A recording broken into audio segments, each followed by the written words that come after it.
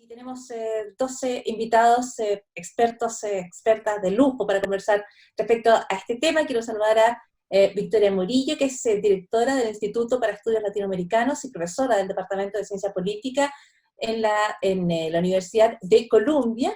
Y quiero saludar, por supuesto, también a Juan Pablo Luna, que es profesor del Instituto de Ciencia Política y Escuela de Gobierno de la Universidad Católica, y es investigador del Instituto Milenio, Fundamentos de los Datos. Así que la bienvenida a los dos para esta conversación organizada por el Columbia Global Center aquí en Santiago. Muchísimas gracias nuevamente a todos los que están con nosotros en esta conversación y a quienes podemos ver aquí en este Zoom. La bienvenida también para quienes se van sumando. Vamos a tener primero una exposición de ambos académicos. Creo que podemos partir con María Victoria Murillo para sus primeras impresiones respecto y aportes, apuntes al tema que nos convoca durante esta tarde. Por favor. Sí, habíamos quedado que Juan Pablo va a empezar hablando de Chile y yo después voy a contextualizar, así que lo dejo a Juan Pablo. Perfecto, muchísimas gracias. Partimos con Chile entonces, por casa, Juan Pablo. Dale. Bueno, muchas gracias Paula, gracias Vicky y Karen también por la invitación y a todos a todas por estar ahí en el Zoom. La división de trabajo que hicimos con Vicky era que yo me iba a centrar un poco en cómo entender Chile o cómo plantear Chile en el contexto comparativo de América Latina y Estados Unidos, hablando básicamente de Chile y de lo que ha pasado en el país, sobre todo no tanto en términos de la epidemia y el manejo de la pandemia, sino más bien en términos de la interacción entre la pandemia y lo que está pasando en términos más globales con el COVID-19, en el contexto de lo que se denomina el estallido chileno, que comienza, como ustedes saben, el 18 de octubre del año pasado, ¿sí? Y en ese sentido, yo creo que pocos hoy siguen pensando, digamos, que la crisis del COVID vino a terminar con el estallido, y más bien el sentido común, digamos, y creo que el consenso emergente es que se trata de un paréntesis del estallido, y se trata de un paréntesis en el cual las interacciones entre lo que está pasando con la pandemia, el manejo de la pandemia y problemas estructurales que el sistema venía mostrando muy intensamente desde el 18 de octubre, pero que vienen de bastante tiempo más atrás, generan una interacción compleja y complicada. Y en ese sentido a mí me parece claro, digamos, que es imposible entender el derrotero de Chile y lo que ha pasado con el manejo de la pandemia, que es uno de los casos que ex ante se esperaba que tenía condiciones para manejar mejor la pandemia, por ejemplo, en términos de su supuesta capacidad estatal o su buena situación en términos de sanidad macroeconómica, y sin embargo ha terminado manejando bastante mal la pandemia, y mi impresión es que eso tiene mucho que ver con los problemas estructurales que están detrás y que se manifestaron con el 18 de octubre. Yo voy a hacer básicamente dos argumentos respecto a claves para entender la situación. Voy a tratar, aunque feliz de responder preguntas sobre contingencia y sobre más lo que tiene que ver con acciones contingentes del gobierno y de la oposición en esta coyuntura, voy a tratar de mantener el análisis a nivel más estructural, ¿sí? Porque me parece que lo que tenemos entre manos es más una crisis de estructura, ¿sí? Y menos una crisis de agencia, ¿sí? Obviamente, tanto gobierno como oposición en este contexto han hecho y han tomado decisiones que han profundizado la crisis, ¿sí? Y en eso hay una responsabilidad política de corto plazo bien importante, pero por otro lado me parece importante entender que lo que hay acá es un problema estructural de la sociedad chilena que irrumpe y que se manifiesta muy significativamente a partir de octubre. las dos claves de las que quiero hablar, la primera tiene que ver con la presencia en Chile de un sistema político fuertemente desenganchado de la sociedad que representa, sin recursos cognitivos para entender a esa sociedad, ¿sí? Para empatizar con esa sociedad, para saber cómo vive esa sociedad en muchos casos, ¿sí? Y también con una legitimidad erosionada a partir de un ciclo largo de protestas, escándalos, intentos, digamos, de movilización política,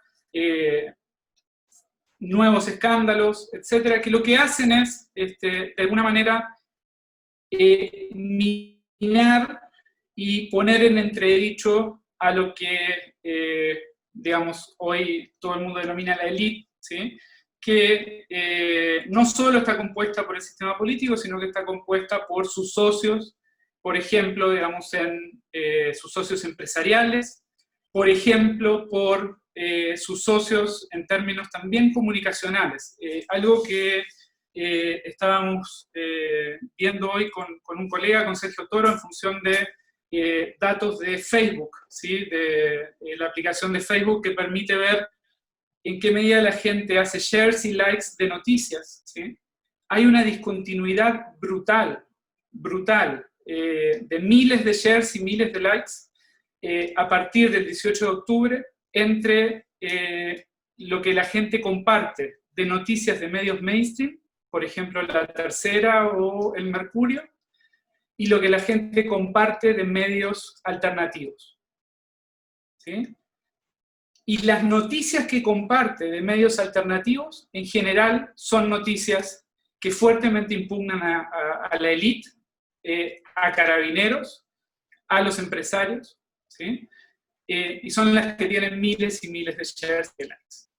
No hay ninguna noticia en La Tercera, por ejemplo, que llegue a un cuarto de los shares y likes de algunas de esas noticias de sitios como Opal Chile, que están completamente por fuera del radar del análisis político, de las operaciones políticas que juega la élite, de la discusión que tenemos a nivel de los sectores socioeconómicos altos.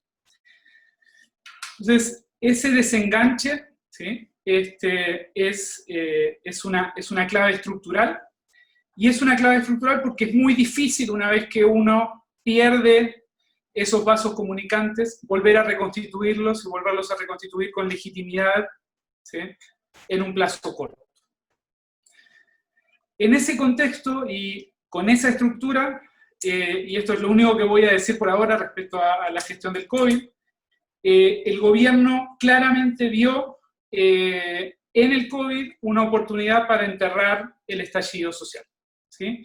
Y eso, digamos, queda de manifiesto patentemente en la foto de Piñera en la Plaza Italia, vacía, con cuarentena, donde se baja y se saca una foto con los rayados de Plaza Italia por detrás.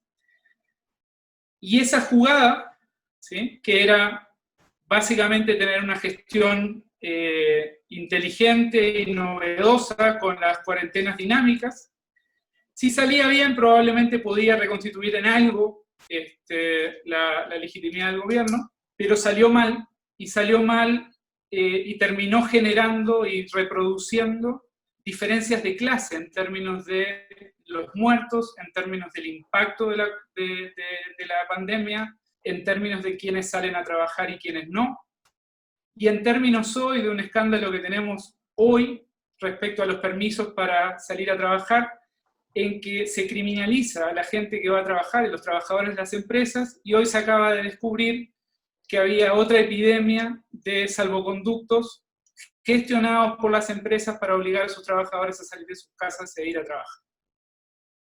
Entonces, todos los días salen noticias nuevas que pueden ser leídas en esta clave de conflicto de clase, ¿sí? Y un conflicto de clase en el cual de un lado están la élite, los medios, los empresarios, y de otro lado está la ciudadanía que está sufriendo las consecuencias económicas y sanitarias de la pandemia. Esa es la primera clave estructural. La segunda tiene que ver con fuera del sistema político, y yo creo que esto es algo que todavía no se ve claramente en Chile, pero que tenemos que empezar a poner sobre la mesa. Es que tenemos una crisis de orden, ¿sí? Y una crisis estatal, ¿sí? Y esto tiene que ver, digamos, con dos o tres dimensiones importantes. Por un lado, hay una crisis obvia y más evidente respecto a la incapacidad del Estado chileno de implementar rápidamente políticas públicas durante la pandemia y hacerlo con efectividad. Por ejemplo, cuando se decide ir por cajas de alimentos, como la primera forma, digamos, de tratar de atender la emergencia de hambre, ¿sí? El gobierno dice, bueno, vamos a focalizar estas cajas en función del registro social de hogares, ¿sí? Y vamos a llegar a los hogares más pobres, ¿sí? Con estas cajas. Muy rápidamente terminan admitiendo que la información que tenían en el registro social de hogares, uno de los instrumentos de política pública social más importantes del país, no les permitía focalizar la entrega de cajas. Y terminan repartiendo las cajas por barrio a partir de colaboración con los alcaldes que ayudan a repartir esas cajas más o menos al tanteo, ¿sí? Entonces hay por un lado, digamos, una crisis, digamos, de un Estado que se suponía en el contexto latinoamericano fuerte y que se queda muy corto en ese sentido. En otro sentido funciona bien, por ejemplo, en términos de prever camas y armar, digamos, la infraestructura hospitalaria para la gente que termina siendo aguda en el contexto de la pandemia. Pero una segunda dimensión de la crisis del Estado tiene que ver con la crisis del Estado y de lo legal como horizonte normativo legítimo, ¿sí? Entonces tenemos una irrupción bastante marcada, no solo de lo informal, sino de lo ilegal, ¿sí? Y no solo como actividades periféricas, digamos, propias de toda sociedad moderna, sino también como horizontes normativos que empiezan a tener cierta legitimidad social, ¿sí? Yo estoy haciendo algo de investigación sobre crimen organizado a nivel territorial y relación con los sectores donde operan. Y el crimen organizado, en este contexto, no solo hace narcobeneficencia, sino que empieza a ofrecer empleos, ¿sí? Empieza a, dado que están las fronteras cerradas, y hay en estos 2 últimos meses hay un incremento de un 50%, si no me equivoco, de homicidios en Chile, ¿sí? Y esos homicidios tienen que ver con ajustes de cuenta y con disputas entre bandas. Esas disputas tienen que ver con que al estar cerradas las fronteras hay menos droga disponible entrando en el país, hay droga guardada en depósitos que están en control de estas bandas, y las bandas empiezan a disputarse el territorio y empiezan a robarse los depósitos. En algunas instancias, tanto Carabineros como la PDI, brigadas, no estoy hablando de las policías como institución, sino brigadas territoriales de Carabineros y la PDI, se coluden con estas bandas y operan, digamos, en estas mexicanas de droga. Y el punto ahí es qué hacer con estos depósitos grandes de droga que hay que achicar para que no te los roben. Bueno, lo que están haciendo es repartiendo la droga en pequeños paquetes y le pagan a las familias para guardar esos paquetes. Eso llegó mucho antes que el Estado a muchos territorios en las periferias urbanas de Chile, y eso genera para adelante, ¿sí? un desafío mayor para el sistema político y para el país, que tiene que ver no solo con reconstituir mecanismos de representación legítima, que son los de la primera clave, sino también con reconstituir espacios de soberanía estatal que se han ido perdiendo. Termino con escenarios lo más rápido que puedo. Yo creo que una de las hipótesis más asentadas, cuando uno hace este diagnóstico, dicen, bueno, ¿qué viene ahora? ¿Dónde está el populista? ¿Sí? ¿Dónde está el Chávez? ¿Dónde está Bolsonaro? ¿Dónde está quien viene a llenar este vacío? ¿Sí? Yo creo que ese es un escenario posible, pero no es el único. Hay un segundo escenario que tiene que ver con una realidad más a la peruana, tanto en términos de las claves del sistema de partidos, como en términos de las claves estatales, ¿sí? En términos de las claves estatales, por una mayor incidencia de la informalidad y la ilegalidad. Algo que no dije, estas dos claves se vinculan. Buena parte de los sistemas políticos locales están forzados, aunque no quieran, a tener vínculos con las bandas de crimen organizado. Y estoy hablando de concejales, de juntas de vecinos, de algunos alcaldes, de pastores de iglesia. Entonces, no es que lo ilegal y lo legal estén escindidos, sino que se co-constituyen a nivel local. Entonces, el segundo escenario me parece que es un escenario más a la peruana. Si uno piensa hoy y mira las encuestas de popularidad, el candidato más viable hoy es Joaquín Lavín, ¿sí? Ex figura del pinochetismo, hoy alcalde de Las Condes, vinculado, digamos, a la derecha más tradicional. Y eso opera en el mismo contexto en el cual tenemos el estallido y esta demanda, digamos, por cambios en el modelo. Es bastante contradictorio, ¿no? Pero yo creo que esa contradicción se explica porque lo que tenemos es una fuerte fragmentación y una incapacidad completa del sistema por generar agregación, ¿sí? Y por agregar, tanto a nivel vertical como horizontal, la representación política y hacerlo en términos de con legitimidad.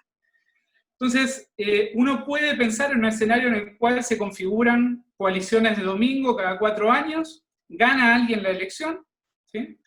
Y luego tiene problemas de gobernabilidad muy profundos, dada la fragmentación y la lógica centrífuga del sistema. Eso es en parte lo que hemos visto en estos últimos años. Y uno puede pensar que se puede profundizar este tipo de lógica. Sobre esto, y termino con esto, Paula, tenemos los efectos por venir del COVID en términos de más hambre, más recesión del Estado, ¿sí? Y probablemente descontento, también probablemente menos incentivos para que la gente salga a protestar en un contexto de necesidad muy, muy profunda. Y tenemos una discusión constitucional en ciernes, donde yo creo que se proyecta mucho en términos de la capacidad de solucionar estos problemas estructurales en el contexto de la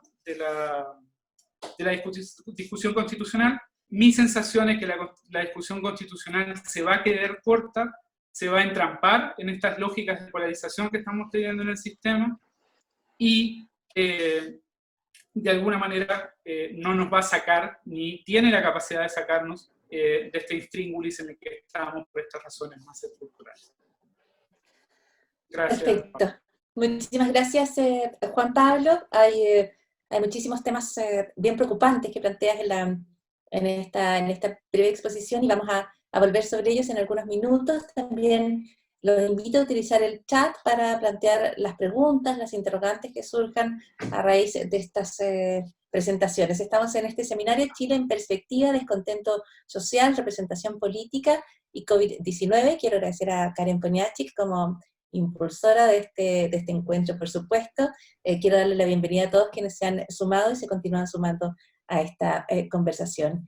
Escuchamos ahora a Vicky Murillo respecto al contexto en el cual se presenta la situación chilena tal como la describía y analizaba Juan Pablo Luna. Muchísimas gracias, Paula, muchísimas gracias, Karen, y a toda la gente que nos está escuchando. Yo voy a hablar un poco más de la protesta más en general y de la región, y al terminar quiero tocar un punto de los escenarios que planteó Juan Pablo. Tratar de pensar el COVID en la región, para mí el COVID es como una especie de olla de presión que tapó el descontento político y social con el cual América Latina terminó el 2019, y me parece que hay condiciones que pueden destapar esta olla. Y voy a tratar de referirme un poco a la experiencia norteamericana para tratar de pensar qué es lo que puede pasar en la región. Recordemos que América Latina terminó el año pasado con un déficit de legitimidad muy grande en sus sistemas políticos, en conjunto a la desaceleración del crecimiento, la acumulación de escándalos por corrupción, que llevaron a una sucesión de crisis institucionales, cerró el Congreso en el Perú, intento de juicio político en Paraguay, golpe de Estado en Bolivia, una ola de protesta en varios países de la región, entre ellos Chile, y varios resultados electorales que dieron la victoria a la oposición, que es otra manera de demostrar el descontento de la población. Llegó la pandemia en 2020 y no solo no resolvió los problemas, pero claro, el distanciamiento social el que forzó a la población acalló las protestas. El caso chileno es el más obvio, hasta el marzo 8 había protestas y una semana después estaba la cuarentena. Las crisis institucionales, por supuesto, pasaron a segundo plano. Pero a mí me parece que al no haberse resuelto los problemas de fondo estructurales que mencionó Juan Pablo, no solo en Chile, sino en gran parte de la región, es probable que resurja el descontento cuando la pandemia empiece a reducir su impacto o algún evento detone nuevamente el enojo de la ciudadanía. Porque pensemos que al descontento original se le suma ahora la angustia provocada por la incertidumbre económica, además del encierro para los que pueden y el riesgo sanitario para los que no tienen alternativa, e incluso, como dijo Juan Pablo, los obligan a ir a trabajar independientemente de lo que quieran. Yo creo que lo que ocurrió en Estados Unidos, donde llegó la pandemia y la protesta antes que en otros lugares, tal vez nos dé como un lente o una experiencia interesante para tratar de pensar lo que puede pasar en la región. Y en ese sentido, Estados Unidos tuvo dos tipos de protesta desde el comienzo de la pandemia. Primero, las protestas ante cuarentena, que reflejan una polarización alineada con Donald Trump y que empezaron en el mes de abril. Y segundo, unas protestas masivas contra el racismo y la brutalidad policial, que reflejan un descontento más generalizado con el gobierno y que buscan un cambio en política pública desde fines de mayo. Las protestas anticuarentena, como decía antes, estaban asociadas a los tweets del presidente Trump y tenían como patrón que ocurrieron en estados gobernados por los demócratas, es decir, que él mandaba de algún modo a sus seguidores a protestarle a gobernadores demócratas que establecían la cuarentena en la que él no creía. Es una polarización similar a la que lleva a que sus partidarios tomaran menores medidas preventivas, como lavarse las manos, usar alcohol en gel o usar barbijo, como demostración de identidad política. Las protestas masivas contra el racismo y la brutalidad policial fueron desatadas por el video de un policía de Minneapolis matando a George Floyd, un ciudadano afroamericano, el día 25 de mayo, en un momento en que al menos en las grandes ciudades la pandemia ya estaba en su curva descendente. El video muestra vívidamente cómo el policía lo ahoga con su rodilla en el cuello mientras está esposado en el piso por 8 minutos y 46 segundos hasta que fallece.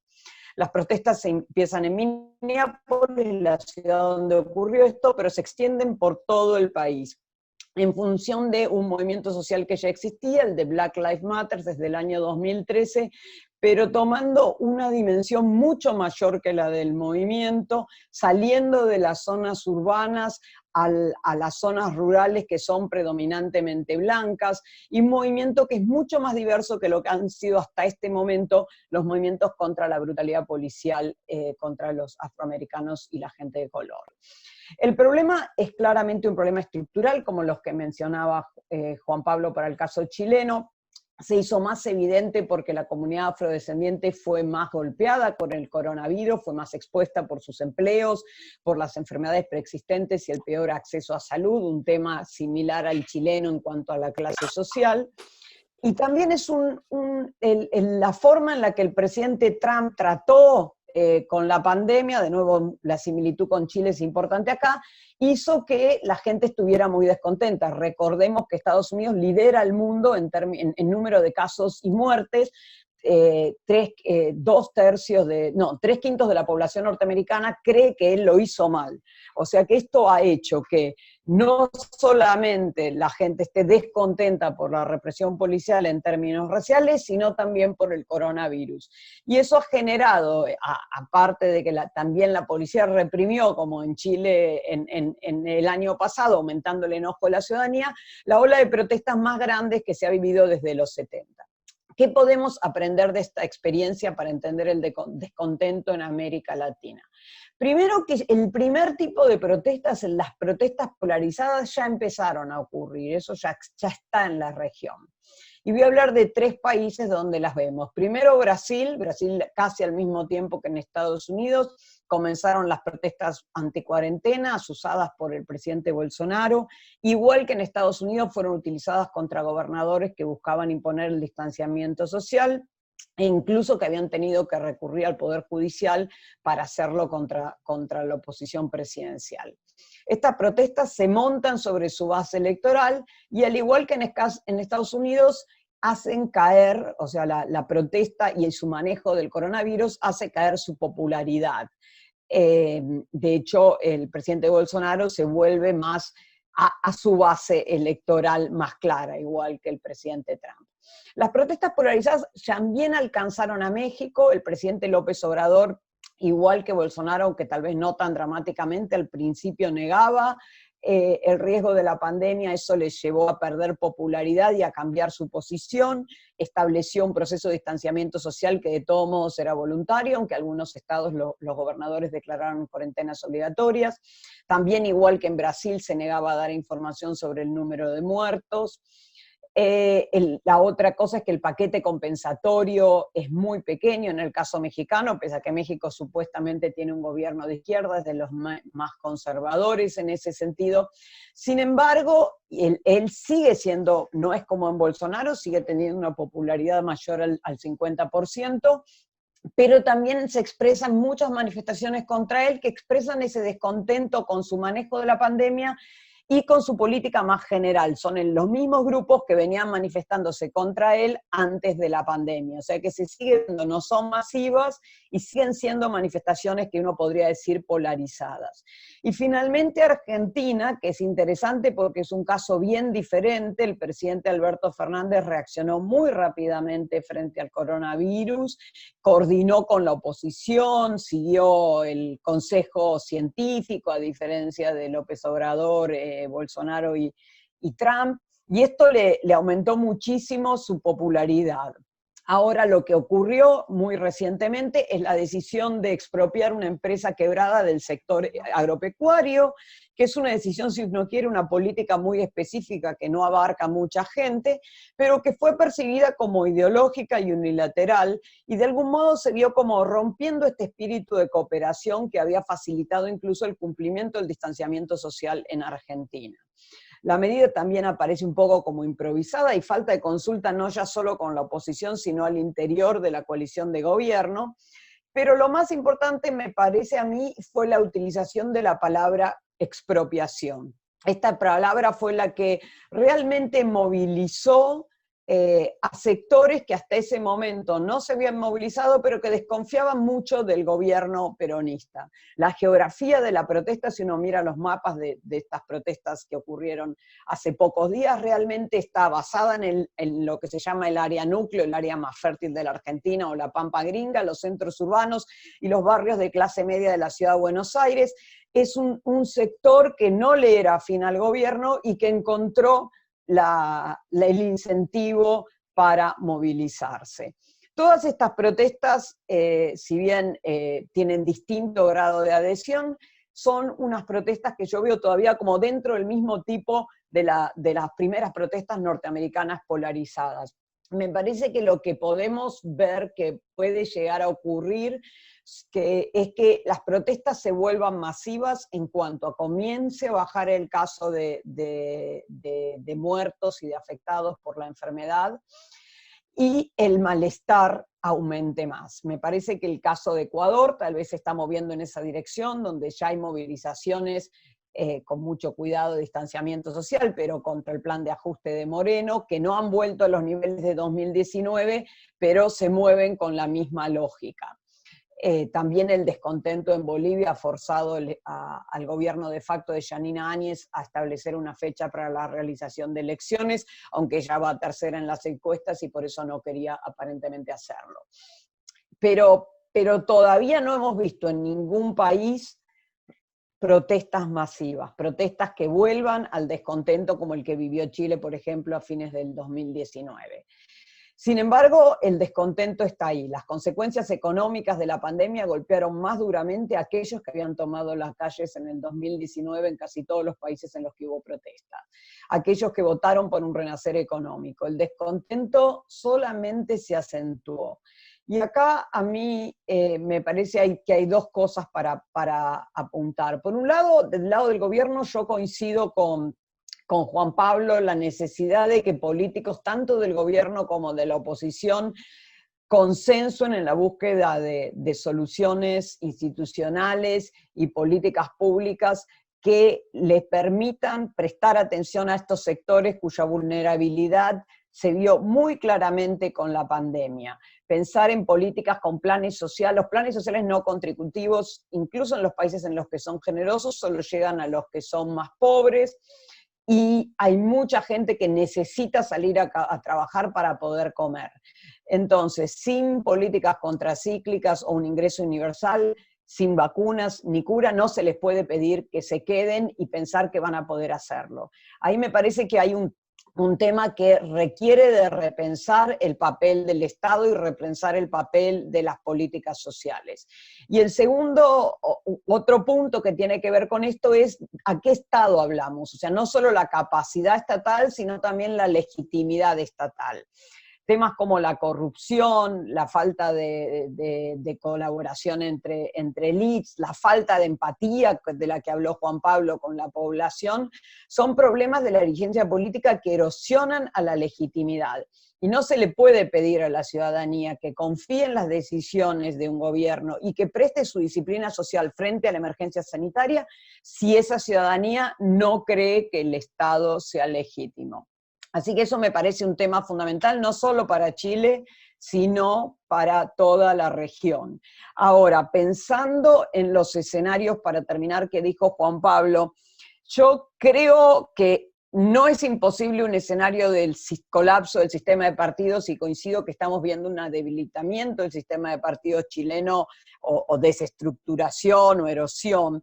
Pero la diferencia con el caso peruano, creo yo, son las expectativas de la población.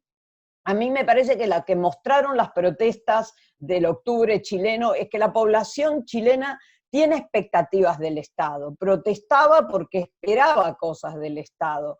Y lo interesante del caso peruano, incluso con el cierre del Congreso, es que la población peruana pareciera no tener expectativas de su Estado y por eso ni se moviliza. La razón por la cual hay menos protesta en Perú es porque el Estado nunca les ha dado nada y nada esperan de él.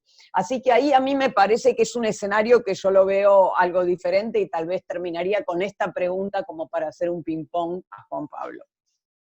Gracias. Muchísimas gracias, María Victoria Murillo. Creo que el concepto del Estado es uno de los que está más en juego, más en debate. Lo veo también en las preguntas que están planteando ustedes a través del chat, ¿no? Preguntas como ¿qué pasó con la capacidad estatal chilena, o de qué manera se puede recomendar esta capacidad del Estado, que también son puntos que están allí planteados en el chat. Me gustaría partir por el tema de Perú. De alguna manera pensamos durante algún tiempo en Latinoamérica que Chile era el futuro de Perú, ¿no es cierto? Que Perú iba a seguir de alguna manera el modelo chileno y iba a alcanzar niveles de crecimiento como el de Chile, que de alguna manera Perú avanzaba hacia Chile. Pero lo que estaban planteando Juan Pablo, lo que matiza Vicky Murillo, es que de alguna manera Perú sería el futuro de Chile, en términos de un sistema de partidos donde se siente cada vez menos representada la ciudadanía, y un Estado en el que eventualmente se puede ir disminuyendo esta confianza. En Chile todavía, si entiendo bien el argumento de Vicky Murillo, hay una confianza en el Estado que se expresa en esa demanda que se hace a través de las calles. Juan Pablo, ¿cómo se recupera ese Estado? ¿Hay alguna posibilidad de que, como pregunta aquí Máximo Pacheco, por ejemplo, de construir una legitimidad a partir de los liderazgos más locales, el de alcaldes y alcaldesas, por ejemplo, que hemos visto en estos días? Dale, gracias Paula. Sí, para mí el escenario peruano obviamente, digamos, tiene también matices, ¿sí? Y hay un trabajo de Gilel Seufert que muestra justamente que una de las razones por las cuales se reproduce la fortaleza del Estado en Chile en términos históricos y se debilita en el caso de Perú, y lo muestra con lo que pasa cuando hay un terremoto, es que los chilenos salen rápidamente a demandar soluciones al Estado y los peruanos se autoproveen. Entonces no hay una demanda por mayor estatalidad. Y ese es un punto, digamos, importante, y también la capacidad del Estado chileno en muchas áreas es mayor que la que tiene hoy el Estado peruano. Pero también esa mayor demanda del Estado que tenemos en Chile y la promesa del proceso de modernización de los últimos 40 años que hizo Chile fue justamente que el Estado iba a llegar, ¿no? Entonces, y que, digamos, los bienes provistos por el Estado, como por ejemplo, digamos, la expansión de la educación universitaria, iba a generar retornos educativos asimilables a los que generaban las universidades de élite para los sectores que estaban siendo incorporados en este proceso. Y esa demanda, que en parte ha sido, digamos, complacida, digamos, ¿sí? Y ha sido lograda, genera un gap, y genera un gap de expectativas. Entonces, tenés una sociedad civil que espera más del Estado, ¿sí? En un contexto en que el Estado se te quedó corto y esto te explotó en la cara, ¿no? Entonces, yo creo que la dinámica temporal en términos de cómo se configuran expectativas en este tipo de procesos es importante, más allá de esa diferencia estructural que, coincido con Vicky, está ahí en el caso de Perú. Y algo que está en una de las preguntas también sobre Estado, y aprovecho, digamos, a mecharla acá, digamos, como para ser un poco más claro respecto a lo que estamos hablando. O sea, hay una pregunta que estaba por ahí, que era si la supuesta capacidad del Estado no funcionó en la contención de los sectores populares, entonces, ¿cuál es la penetración y la presencia del Estado en Chile? Nosotros tenemos, esto es como Mafalda cuando decía que el campo era una cosa verde que queda lejos, ¿sí? La élite chilena no conoce los sectores populares, los tiene muy lejos, ¿sí? Y por tanto tiene esta idea de que el Estado no está en los sectores donde están las bandas de crimen organizado. Y el Estado está metido ahí, sus agentes están metidos ahí. El tema es que el Estado funciona, y los agentes estatales funcionan con otras lógicas, ¿sí? Entonces, no es tanto que no tenés Estado a nivel territorial, sino que el Estado funciona de formas diferentes porque ha sido penetrado, cooptado, infiltrado, ¿sí? Por lógicas locales que se desvían del sistema institucional que tú pensás que tenés desde Provicura, como se le denomina acá. Entonces, pero por otro lado, en términos de la contención, la pregunta decía por qué el Estado fue tan ineficiente en contener a los sectores populares, ¿sí? El Estado siempre es una sábana corta. Si tú no tenés suficiente legitimidad, y si la política pública no es legítima, y la política, el sistema político no es legítimo, el Estado siempre se te queda corto, y el aparato represivo siempre se te queda corto. Y eso es lo que este gobierno, entrando, digamos, a la política más contingente, no ha logrado entender. Que ante cada desafío, lo que hace es subir el espiral de represión, ¿sí? Pensando que con eso va a recuperar autoridad legítima. eventualmente recuperará poder, pero no va a recuperar autoridad legítima. Y más bien lo que va a generar es un efecto rebote, ¿sí? Y lo último, digamos, si ustedes, aprovechando que está Vicky acá, el año pasado tuvimos protestas casi al mismo tiempo en Ecuador, tuvimos protestas en Colombia y tuvimos protestas en Chile. En Ecuador las protestas fueron sumamente violentas, fueron casi al mismo tiempo, pero en 2-3 semanas el presidente, también con problemas serios de legitimidad, logró sentar en la mesa a representantes de las organizaciones populares y bajó la intensidad de las protestas y negoció. ¿Por qué no pasa eso en Chile? Básicamente porque tenemos movimiento sin ningún tipo de articulación hacia arriba. Entonces no se puede negociar. En el caso de los saqueos en Argentina en 2001, 2002, esos saqueos, en la medida que tienen conexión con las lógicas políticas más nacionales, una vez que los actores nacionales se acuerdan, receden. En el caso de Chile eso no pasa, y no pasa porque no están esas conexiones que las perdiste hace mucho tiempo, y esto es la pregunta de Paula, y una vez que las perdiste, esto es como, yo siempre uso el mismo ejemplo, es como cuando uno aprieta la pasta de dientes para sacar la pasta de dientes, la pasta sale, y una vez que salió, es como que uno tratara de apretar del otro lado para tratar de volver a meterla en el pote. Estos procesos sociales tienen causación asimétrica. Una vez que estos procesos van para un lado, no significa que yo haciendo rápidamente lo contrario que hice para sacar la pasta del pomo, la pasta vuelva a entrar al pomo. Voy a dejar un enchastre. ¿Sí? Y esa es básicamente la lógica que uno ve en los actores políticos que hoy están jugando en el sistema institucional.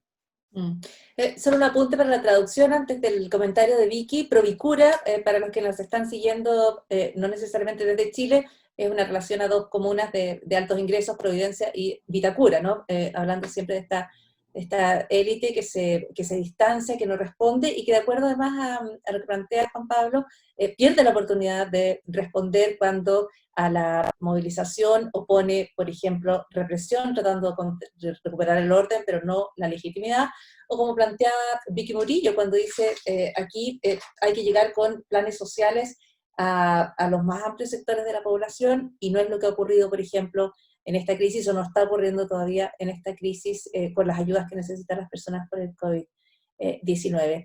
Vicky, ¿quieres aportar Sí, al mismo tema? sí, sobre el tema de la capacidad estatal, y acá me parece que la historia del clasismo en Chile es de muy larga data, ¿no? O sea, lo que sí se ve es la desactivación de los sectores populares durante la dictadura, que aparentemente nunca fueron reactivados tras la transición democrática por las características que tuvo la transición democrática. Entonces, un poco lo diferente de Chile es que estas movilizaciones no tienen organización. En Ecuador tenías al movimiento indígena liderando el proceso de movilizaciones contra Moreno, en los casos que decís de la Argentina, el movimiento piquetero, o sea, así la razón por la cual no tuvo Macri las protestas que tuvo Piñera el año pasado es porque había con quién negociar, o sea, la misma persona que organiza la protesta, si vos puede negociar en representación de ciertos intereses. Ahora, eso implica que el Estado, no estás hablando de una debilidad estatal, sino también de una debilidad social, Juan Pablo. O sea, lo que es débil en Chile aparentemente no es solo la capacidad estatal, sino la capacidad de la sociedad civil para organizarse. No necesariamente es que no entiendan a un actor, porque el gobierno argentino, con la decisión que acaba de tomar de intentar expropiar una empresa agropecuaria, se puso en contra de los acreedores de la empresa que odiaban a los directivos, porque no entiende al actor, entre comillas, campo, ¿no? Que ese que lejos y está verde, sigue lejos y verde. Pero no es solo, pero esta gente se organizó en 30 segundos. O sea, el punto es que no es solo la debilidad de la capacidad estatal lo que es importante acá, sino la debilidad de la organización social, y eso sí que comparten Chile y Perú, me parece, por razones que son insólitas, porque son dos países con historias muy diferentes, aunque tal vez el clasismo tenga que ver con esa debilidad, pero en el caso chileno, mi impresión es que no es tal vez un impacto más directo de la dictadura y la transición democrática, porque hasta los 70 era diferente, o al menos se intentó en los 70 organizar ese sector social. Perdón, Vicky, un apunte sobre lo último que mencionas respecto a que no hay solo una débil capacidad estatal, sino que también una débil sociedad civil, si te entiendo bien. ¿Es eso, por ejemplo, lo que se expresa en que tampoco vemos líderes en las protestas de octubre, líderes visibles, nombres con los cuales conversar, intentar diálogo, negociar? Exacto, no hay organización, no hay liderazgo, no se sabe quién está del otro lado. Si uno piensa el proceso en Ecuador, había con quién sentarse a la mesa. Si uno piensa con las protestas en Argentina, que hay a diario, se sabe con quién sentarse a la mesa, sean los movimientos piqueteros que representan a los trabajadores desempleados o sean los que representan a los productores agrarios, pero hay siempre alguna organización, por más que la organización no represente totalmente, obviamente que se le desbordan, que existen los autoconvocados, que existe gente que no representa el liderazgo, pero hay alguien que está ahí. Entonces la labor del Estado en cierto sentido es casi como de cooptar, como de sentarse a la mesa con alguien que represente a la protesta. En el caso chileno, el divorcio es enorme porque las élites no tienen ni con quién sentarse a conversar. Es interesante porque lo estás planteando una debilidad de la sociedad civil, y no necesariamente como un rasgo positivo como el que se ha visto en algunos análisis, ¿no? Respecto a que es un movimiento tan horizontal donde nadie lidera, pero tú estás planteando eso como un déficit, y por lo tanto eventualmente a lo mejor se podría transformar hacia obtener algunos rostros visibles con los cuales hacer el diálogo. Juan Pablo, ¿querías hacer un apunte respecto a lo que planteaba Vicky? Un par de cosas. Yo coincido, Vicky, que hay una debilidad de la sociedad civil, pero me gustaría, digamos, llevar esto a la pregunta del Máximo. Creo que si uno va al territorio, a nivel local, hay mucha organización, ¿sí? Y hay densidad organizacional, de todo tipo, ¿sí? Y mi impresión, y la pregunta de Máximo era por qué los alcaldes, y si los alcaldes pueden eventualmente constituirse en actores, digamos, que recompongan el sistema desde una lógica más desde lo local, ¿sí? En el contexto del estallido, los que hacen la representación de esos territorios y eventualmente de esos actores, en una lógica súper transversal, digamos, donde no importa de qué partido es el alcalde, digamos, está representando, digamos, intereses comunales, hace llegar a la moneda voces, digamos, que su propio partido no escucha, ¿sí?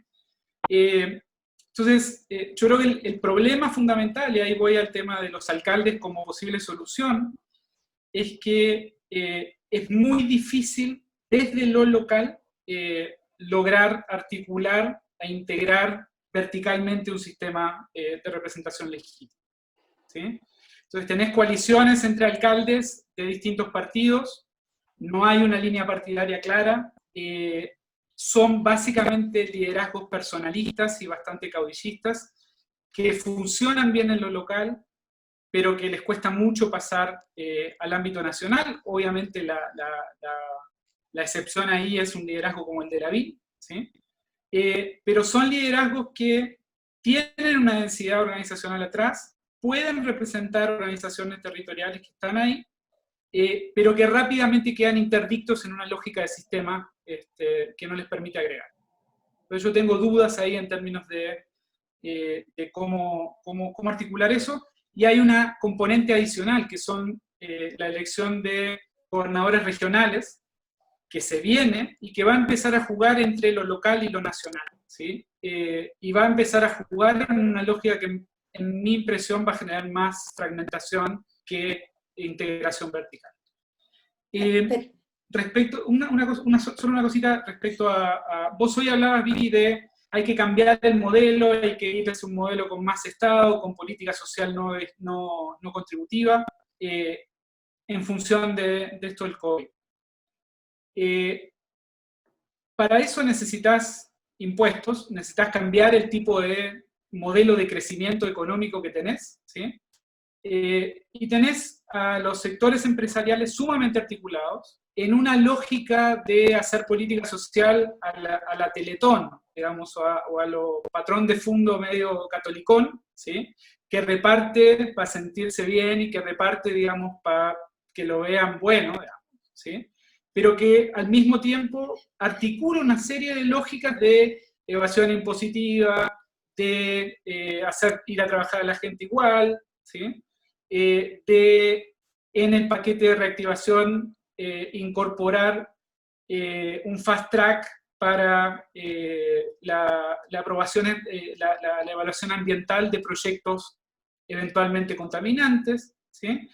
Entonces, tenés que negociar con los empresarios un nuevo modelo, los empresarios tienen que sentarse a negociar un nuevo modelo porque este modelo está básicamente agotado, y lo que no tenés son actores sindicales, como tenés en otros contextos, porque están desmantelados. O sea, la clase trabajadora está sumamente fragmentada, no tiene capacidad de articulación de intereses y no hay quien la represente. Ese es parte del problema. Y ahí está la debilidad más fuerte desde el punto de vista de sociedad civil que a mí me gustaría plantear. Perfecto.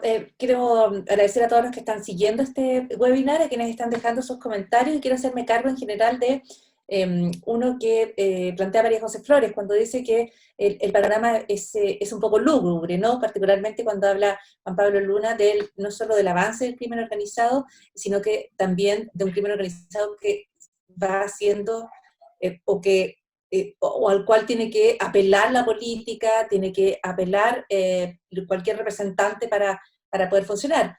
Yo solo quisiera agregar que, bueno, lo primero que hay que hacer para resolver una situación es tener un diagnóstico. Y yo creo que ya poder conversar respecto a lo que nos está pasando, ya poder encender algunas luces, como ustedes están haciendo, Vicky Morillo, Juan Pablo Luna, es una forma de dar un primer paso, ¿no es cierto?, por complicado que nos parezca el diagnóstico. En ese sentido hay varias preguntas que apuntan al rol de los partidos políticos. Juan Pablo ya lo ha tocado, lo menciona Vicky Morillo, pero incluso hay quien plantea, sería posible, en el caso de Chile, una articulación entre la oposición y el oficialismo en el contexto de la crisis COVID-19 y después. La verdad es que se ven pocas luces para aquello, pero de todas maneras plantear la pregunta de qué papel tienen los partidos a partir de dónde se puede a lo mejor reconstruir, empezar a recuperar legitimidad, cómo se puede empezar a resolver quizás parte de estos fenómenos que describen aquí en Chile. Sí, en general mi impresión es que lo que muestra Juan Pablo, si uno compara con otros países de la región, es que hay una demanda insatisfecha por algún partido político o liderazgo que articule. Hay esa articulación territorial densa por abajo, existe en muchos países, pero así surgieron los movimientos indígenas, por ejemplo, en América Latina, en Bolivia, en Ecuador, surgieron de cosas muy pequeñas, de gente que no se reconocía como parte del mismo colectivo y terminó haciéndolo.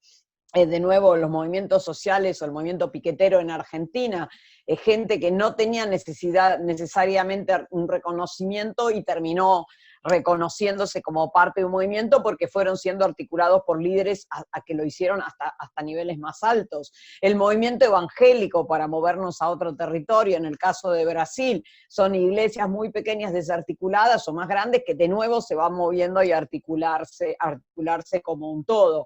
El caso del campo en Argentina, que hasta el 2008 no se sentía un actor político y terminó transformándose, o sea, tanto por derecha como por izquierda, a distintos niveles, se ven muchos lugares donde hay esa organización social local que termina articulándose a niveles más altos. Uno pensaría teóricamente que lo lógico es que lo hiciera un partido político, que ahí hay una demanda, como surgió el MAS en Bolivia, de la crisis de los partidos políticos, surgió un partido que se montó justamente en la articulación local, más que nada rural, pero después fue sumando actores urbanos. Entonces, esa demanda está en Chile. No me queda claro que esté la oferta. La demanda evidentemente está. El hecho que el crimen organizado embeba a los actores locales no es único a Chile, es bastante común en toda la región. Es malo, pero no me parece que es algo que que obliga a desarticular a los partidos políticos, y me parece que la pregunta es si va a haber algo del lado de la oferta, algún partido político nuevo, algún liderazgo nuevo, porque hay poca confianza en lo existente, que realmente desde abajo empiece a articular esos efectos territoriales y ofrezca algo distinto a la ciudadanía, como ocurrió en otros países, y va a tener sus limitaciones, como las tuvieron otros, pero hay muchos ejemplos en América Latina de sistemas de partidos que colapsan y son reemplazados por nuevos partidos. Perfecto, o sea, no se genera necesariamente el vacío.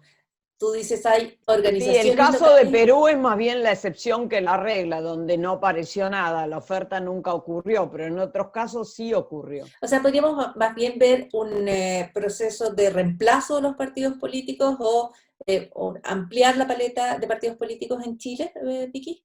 Yo creo que Chile, no sé si va, o sea, el escenario puede ser que sea como dices con Pablo, que sea Perú y no surja nada, pero también puede ser como fue el Ecuador o como fue Bolivia, donde colapsaron los viejos sistemas de partidos y surgió, es verdad, en condiciones de más boom económico, una alternativa y otro partido que articuló muchos intereses territoriales que lo preexistían. Perfecto. No sé qué es lo que ocurrirá en el caso chileno. Perfecto. Juan Pablo, los comentarios a esa dinámica. Siempre, creo que el vacío siempre se llena, ¿sí?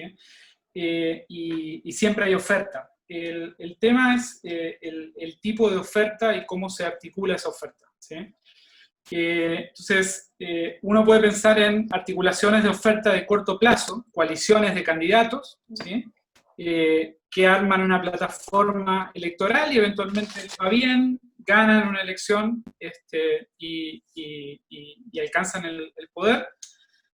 O puede pensar en articulación de oferta más en el largo plazo, ¿sí? Donde hay un trabajo mucho más con horizontes más largos, ¿sí? Que probablemente no dé frutos en el mediano y en el corto plazo, pero que te va a generar un aparato institucional y organizacional que cuando llegues al gobierno te va a permitir gobernar mejor. El dilema que tenemos en sistemas tan abiertos como el chileno en este contexto, o sea, hay más de 30 partidos en inscripción hoy, ¿sí? Es que obviamente el corto plazo domina sobre el largo y cada cual que te vea una oportunidad de hacer una irrupción rápida la va a tomar, ¿sí? Y esa posibilidad de hacer una irrupción rápida, ¿sí? Muchas veces está condicionada por no articular con otros, por ser básicamente un candidato que venga de afuera, que venga limpio, que no haga alianzas con nadie, que tenga ningún tipo de mácula preexistente, ¿sí? Y en ese sentido, vos podés tener articulaciones de oferta a corto plazo que te llenen el vacío, que te generen gobiernos, pero que sigan con problemas de gobernabilidad y de legitimidad, y es natural del proceso, del tipo de proceso del que estamos hablando en el caso de Chile. Yo coincido con Vicky en ese sentido. Perfecto. Entiendo que cuando hablamos de personas sin mácula, estamos hablando de esa especie como de mácula que hoy se entiende la participación o la militancia, ¿no? Tendemos a pensar sin mácula en cualquiera que no tenga una historia política independiente de su trayectoria. Bolsonaro, por ejemplo, que se entiende es limpio de una historia política, que no era el caso, pero que se presenta así. Sí, yo creo que cada uno de nosotros tiene cadáveres en el closet y es muy difícil, digamos, en un contexto como este, digamos, donde hay, digamos, muchas veces se compite desde la superioridad moral y desde la completa, digamos, llegada desde fuera, ¿sí? Es muy difícil articular coaliciones amplias. Piensen lo que pasó en el partido que inscribió James Hamilton. Inscribieron un partido, ¿sí?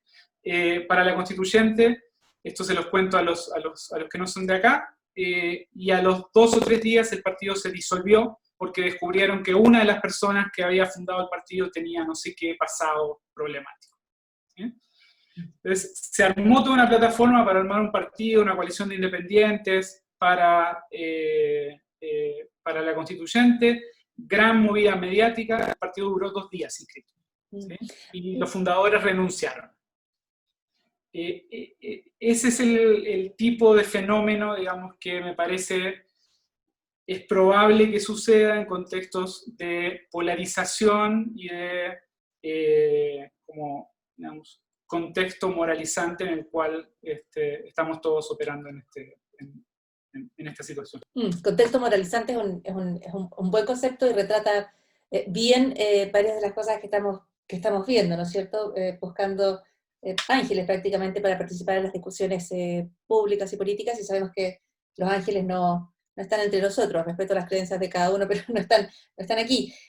Yo sé que estamos hablando de una conversación respecto a las estructuras, a las instituciones, pero claramente las personas, los tipos de liderazgo importan. Me gustaría preguntar a Vicky Murillo, en el contexto latinoamericano, ¿cómo describiría el tipo de rol que ejerce la figura de Sebastián Piñera como presidente de Chile? ¿De qué manera lo que está ocurriendo tiene que ver no solo con los grandes procesos históricos, políticos, sino también con las personas, ¿no?, que ejercen cargos tan importantes como en Chile la presidencia de la República, con el enorme poder que le damos al Ejecutivo en nuestro sistema? Sí, a ver, Piñera es un presidente no tan atípico en el contexto latinoamericano, o sea, es un presidente de un partido, de una coalición conservadora, tradicional, o sea, no tan diferente si uno quiere pensar de Iván Duque o de otros políticos similares, como en el caso uruguayo ahora. Él, en ese sentido, no necesariamente debiera estar en la situación en la que está, digamos, tanto Duque como la calle Pou están en una situación mucho mejor, por ejemplo, en términos de popularidad. Si bien Duque estaba bastante mal, mejoró un poco con el coronavirus y no sé qué pasará después.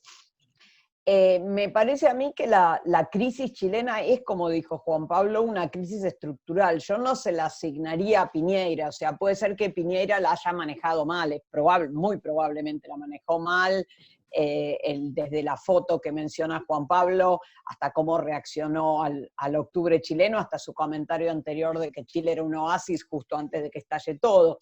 Él no lo hizo bien, pero me parece que la crisis hubiera ocurrido aunque él no hubiera sido él como individuo, la persona que estaba, porque las características que tiene el sistema político chileno en términos comparados son más bien estructurales. La élite chilena está más bien separada de la población en sus ideas, salvo los alcaldes, como dijo Juan Pablo, que están con más atención a que los voten, ¿no? Pero yo me acuerdo habiendo estudiado Chile en los 90, me llamaba la atención cuando miraba los procesos de privatización, si uno miraba las encuestas de Leeds, era unívoco el apoyo a los procesos de privatización, y si uno miraba las encuestas de opinión pública general, la mitad de la gente quería que fueran privados los servicios de electricidad y la mitad que fueran públicos. O sea, siempre en el caso chileno, desde la transición a la democracia, sabíamos que había una especie de divorcio entre la opinión pública y las élites.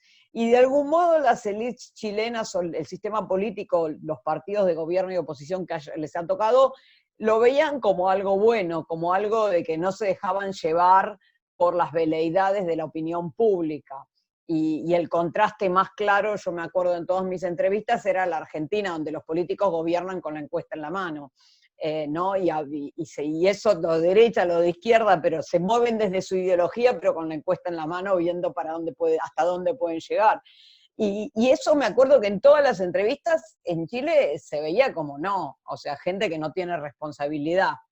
Pero bueno, en ese sentido es que no me parece que se le pueda asignar la culpa de la crisis a Piñera, es un problema más estructural. Yo coincido en esto con lo que dijo Juan Pablo al comienzo.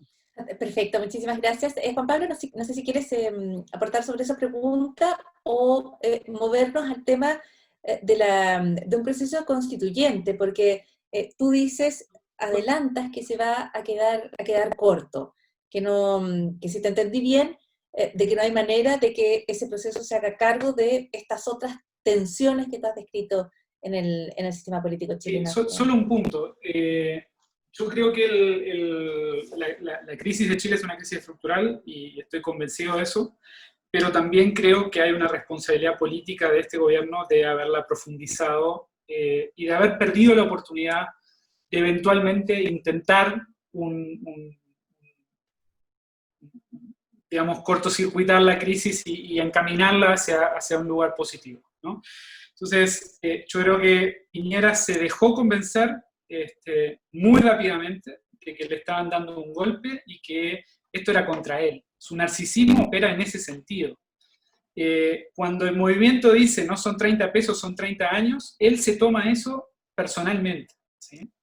Y reacciona y sobre reacciona desde una lógica personal, en lugar de ir a su propia campaña electoral, donde habló de la década de los 90, habló del presidente Elwin, habló de la democracia de los consensos y habló de gobernar para un nuevo modelo y un nuevo, un nuevo pacto social en Chile, ¿no?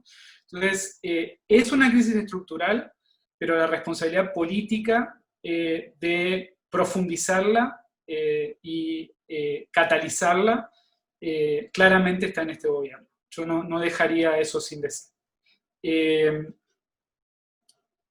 Respecto a lo constitucional, yo prefiero que Vicky, digamos, lo explore si quiere en perspectiva comparada. Mi sensación, digamos, es que la reforma constitucional requiere en paralelo, ¿sí?, una discusión de un pacto social para recomponer crecimiento, desarrollo social, relaciones laborales, equidad en la sociedad, que no pasa necesariamente por resortes solamente o meramente constitucionales. Perfecto. Y me parece que no tenemos tiempo de esperar a la reforma constitucional para empezar a procesar ese pacto. El problema es nuevamente que no tenemos actores sociales demasiado articulados y que los que están articulados son los winners. Quiero aprovechar de entrar ya en los minutos finales de este webinar, porque tenemos las 6:45 como nuestro cierre impostergable para una conversación que admitiría y que requeriría muchísimo más tiempo. Así que, Vicky Murillo, con este comentario podríamos ir cerrando este webinar. Sí, como dijo Juan Pablo, o sea, no son 30 pesos, son 30 años, es qué hacemos para cambiar todo. Y como no había ningún liderazgo y las demandas eran muy diversas, se terminó llegando a la reforma constitucional, con la idea que la constitución heredada de Pinochet, pese a sus reformas, no permitía hacer un nuevo pacto social, que es lo que realmente está detrás de todas las demandas, redefinir la relación de la sociedad con el Estado. Ahora, lo que es complicado es que no siempre la reforma constitucional alcanza, o sea, puede ser que esta constitución ponga vallas a lograr un nuevo pacto social, pero un nuevo pacto social requiere de actores que lo puedan negociar, que puedan agregar las demandas y definir las nuevas políticas sociales. Como decíamos antes, esto no se ve que esté presente. La reforma constitucional colombiana de 1991 es un buen ejemplo.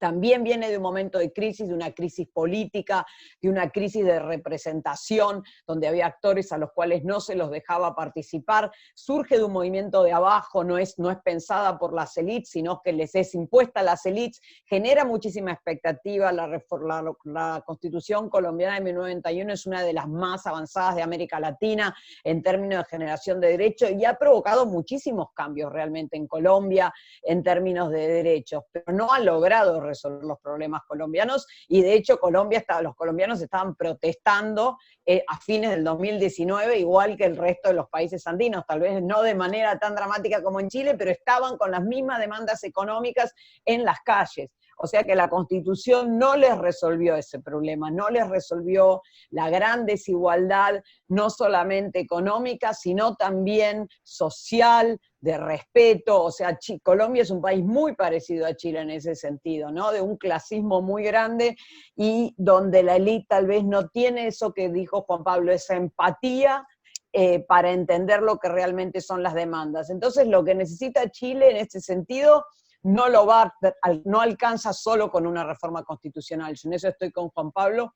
El tipo de nuevo pacto social que necesita requiere representación y agregación de demandas sociales por algún tipo de actor político que pueda articular lo que vimos que estaba en las calles, que el 10% de la población se movilizó el año pasado. Muchísimas gracias, María Victoria Murillo. Juan Pablo Luna, vamos a cerrar acá.